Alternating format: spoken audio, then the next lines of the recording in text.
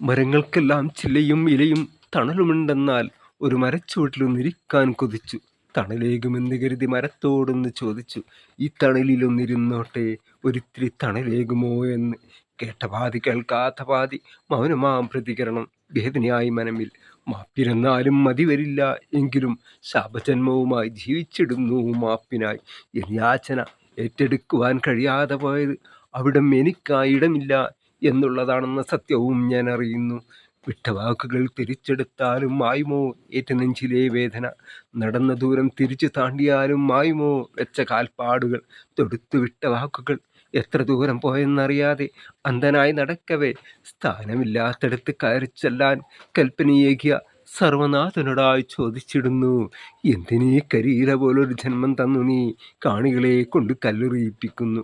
അന്ധനായി നടക്കുന്നവൻ്റെ കാലിൽ തട്ടുന്ന കല്ലിനുമുണ്ട് നൊമ്പരങ്ങളുടെ കഥ പറയാൻ. അന്ധനായവന് കണ്ണിന് കാഴ്ചയില്ല, അന്ധൻ്റെ കാലിനും കാഴ്ചയില്ല. അന്ധൻ്റെ കാലിൽ തട്ടുന്ന കല്ലിനും കാഴ്ചയില്ല. കാഴ്ചയില്ല അന്ധനെ, കാഴ്ചയില്ല കല്ലെടുത്തെറിയുന്നവന് കാഴ്ചയുണ്ടോ എന്ന് ചോദിക്കാൻ കാഴ്ചയുള്ള ദൈവങ്ങളെവിടെ? അന്ധനായവന് ദൈവങ്ങളെ കാണാൻ കഴിയുമോ? മുൻജന്മ സുഹൃതം, മുൻജന്മ സുഹൃതക്ഷയം എന്നാണോ ഇതിൻ്റെ നാമം? സൂര്യനും ചന്ദ്രനും ഉദിക്കുന്നത് നമുക്ക് ഓരോരുത്തർക്കും വെളിച്ചം പകരാനാണ്.